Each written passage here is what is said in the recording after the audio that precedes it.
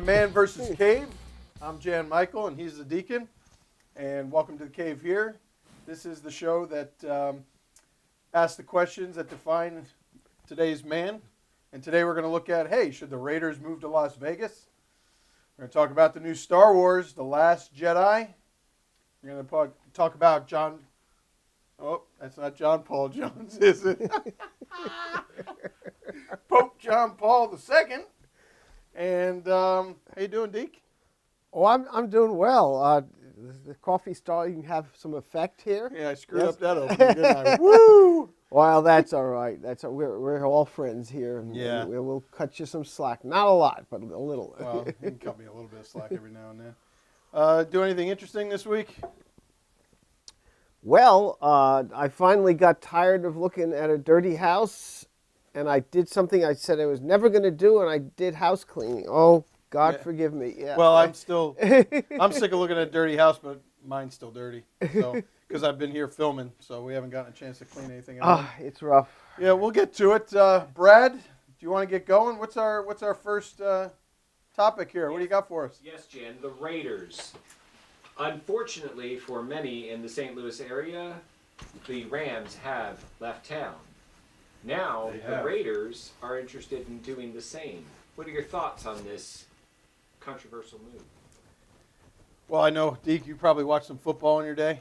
Oh, all the time. I spend like dozens of hours a week looking at football. Yeah, right. No.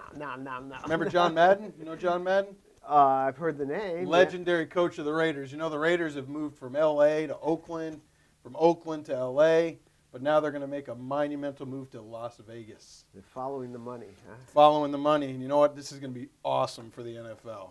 You know, I mean, it's been a long time since a move like this, especially such a storied franchise like the Raiders, are making a move to such a big tourist attraction area. And this is the first time Las Vegas has had an NFL franchise. Yeah. And there's going to be some money to be had there. Yeah, just on population alone, Las Vegas would never be able to draw a major league. So, I mean, this is cool. They're already getting a hockey team. A hockey team's coming next year.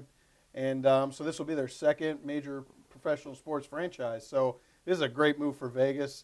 If the economy in Vegas can be boosted anymore, this is going to do it. So I'm excited. I'm looking forward to it. And Raiders are a popular team worldwide, so it's going to really put Vegas on a bigger map.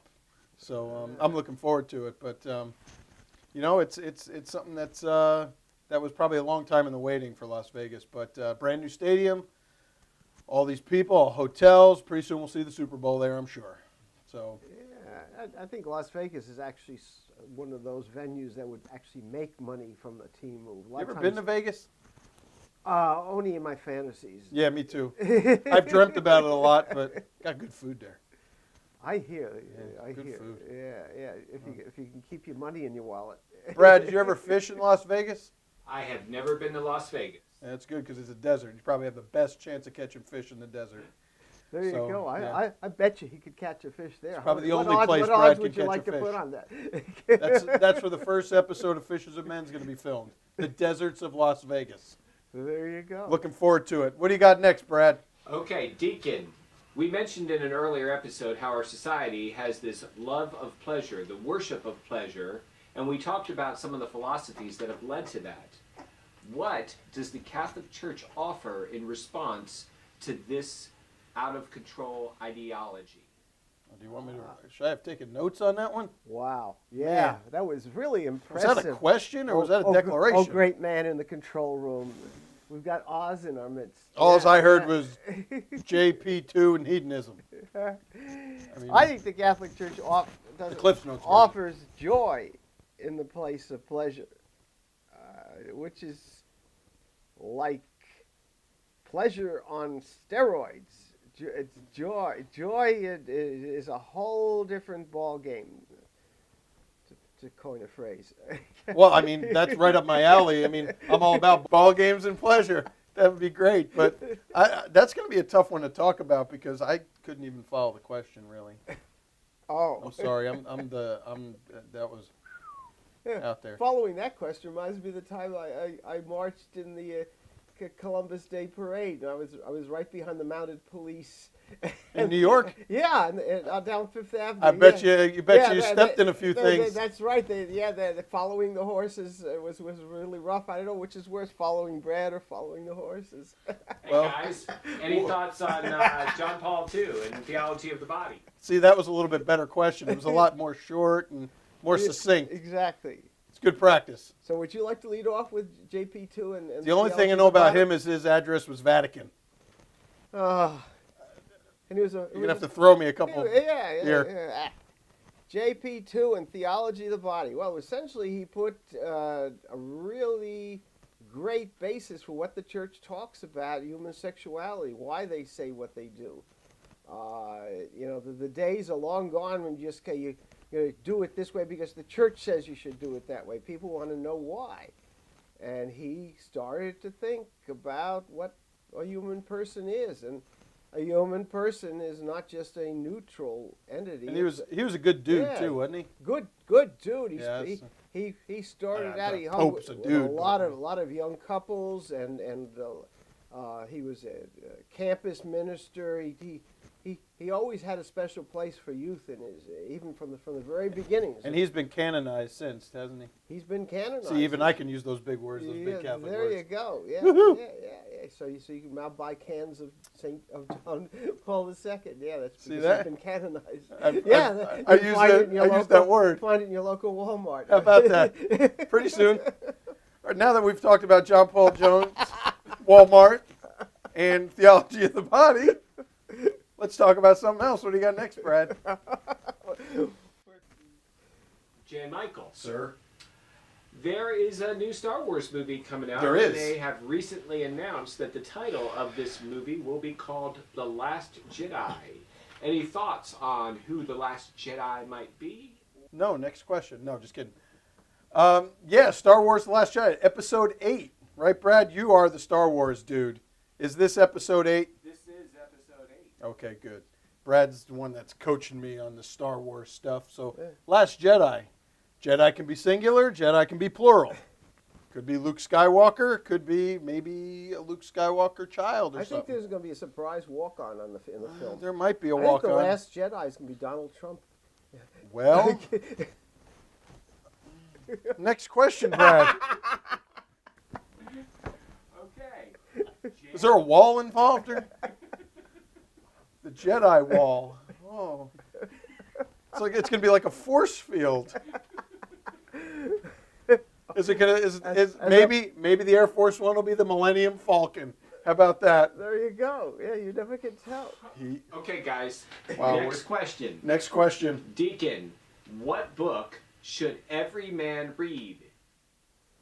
Oh, Well, we've been asked these questions was this 4 times now? Yeah. And every time he asks a question, you come up with these books. The Donut Life, something about Henderson, J.P., what was his name? G.K. Chesterton. G.K. Chesterton, thank you. I was thinking of the Cheetos, Chester Cheeto, that guy. But you never talk about the Bible. Isn't every man supposed to read the Bible and only the Bible? Oh, Except for me. The Bible, yeah, but only the Bible? Oh, there's wisdom to be found in all good literature. See, there's only one place that truth comes from. And anything that is really true and is also good, and because it somehow gives you an insight into the goodness and truth of God. So anything that is written that lifts the human spirit has something to say to us. The Bible, of course, is the source for a lot of things, but it's not the only source. And I think sometimes people get that a little confused. They think the religion has to revolve around just the Bible, but there's so many things that could support the Bible, and it just enriches the Bible, I would think, right? The church respects and loves the Bible, but the church is kind of like the guardian of the Bible. But it also recognizes that God has spoken to people in many different ways, other than in that book that we call the Bible. And I think probably the people that wrote these books, I guess something in the Bible spoke to them for them to even write the book. So, I mean, I'm getting a little heavy on you here. I usually have the light side of things, but Oh, that's what I think. Well, I think you're onto something. See that? Yeah, I think you're onto something. See, Brad, I'm on to something. This guy, I'm on to something real. Yeah, because they definitely heard God's voice in the people around them, the tragedies and the good things that were happening. They didn't just write the Bible in a vacuum. It wasn't like they, were sitting there meditating. All of a sudden, this voice came into their head. No. Maybe they wrote this. Maybe they wrote the book while they were vacuuming. So maybe they take care of our dirty house problems and write a book at the same time. Well, I could figure that out. I think I might do it the next time I have a date with a mop and a vacuum. Yeah, I have a feeling I have a similar fate here in about 2 hours.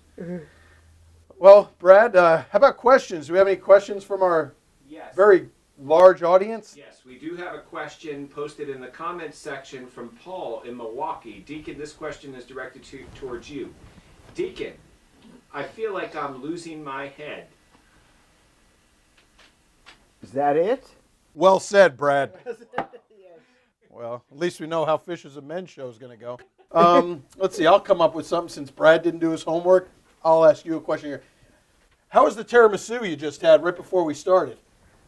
I'm a food guy. I would say on the scale of the On a donut scale. Yeah, on a donut scale, it was probably about a 6. 6 on the donut scale. Yeah. The tiramisu was a 6 on the donut scale. There you go. Yeah, it was edible. Yeah, That's oxymoronic, and I'm good with that. That's okay. Since Brad couldn't get a question from the audience, I think that's a good way to end it. So that's all we have today for Man vs. Cave. Thank you for watching. Make sure to like us and make sure you subscribe and do all those things online. Make sure you check out all the other shows on our channel. Fishers of Men, the other show that's about girls, and the women's show. The women's show. I've had too much to drink. I'll drink to that. All right. Well, you have a good night, Deacon. We'll catch you soon, and thanks for watching.